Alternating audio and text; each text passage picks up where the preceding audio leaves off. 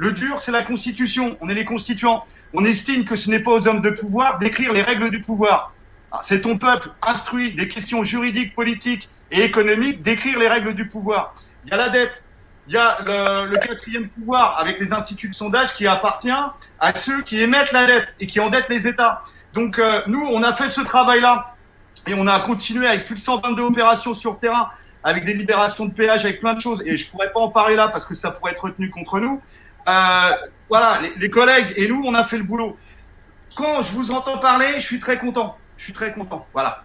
Mais je suis, comment dire, un petit peu sur ma faim. J'aimerais que, là, on fait de la politique au sens noble et premier du terme.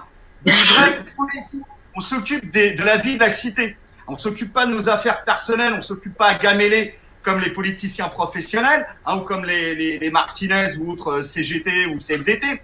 On s'occupe et on sacrifie notre vie de famille et notre travail pour le bien commun, la justice et la dignité de tous. Ça, c'est le combat des Gilets jaunes. Parce que nous, on est sortis, on avait la corde autour du cou, on s'en sortait pas. Et très rapidement, on a vu les récupérations, on a vu ce que c'était les conséquences et les causes, et identifier les causes. Là, on est sur un combat politique au sens noble et premier du terme. Nous sommes A-partisans, de A-privatifs. On n'est pas là pour faire bouillir la marmite de Mélenchon ou de la mère Le Pen. Ça ne nous intéresse pas. Si ces mecs-là, si on est dans cette situation merdique, c'est que eux, ils ont trahi le peuple avec les syndicats, avec les contre-pouvoirs qui ont failli, l'IGPN, la CNIL, le CNOM, l'Ordre des pharmaciens, etc.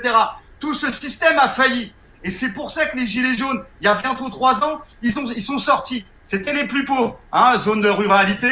On était entre prolos et agriculteurs. Après, grands ruraux, retraités, etc.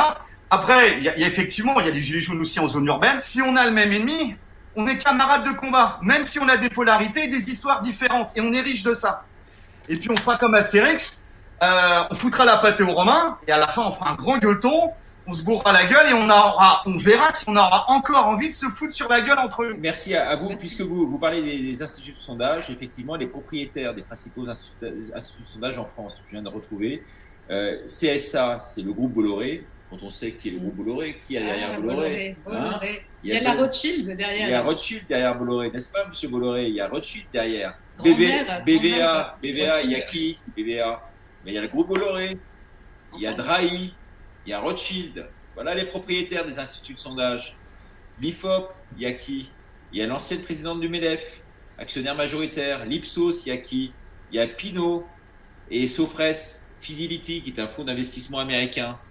Voilà quels sont les instituts de sondage. Donc c'est vrai que ça ne peut pas continuer comme ça éternellement.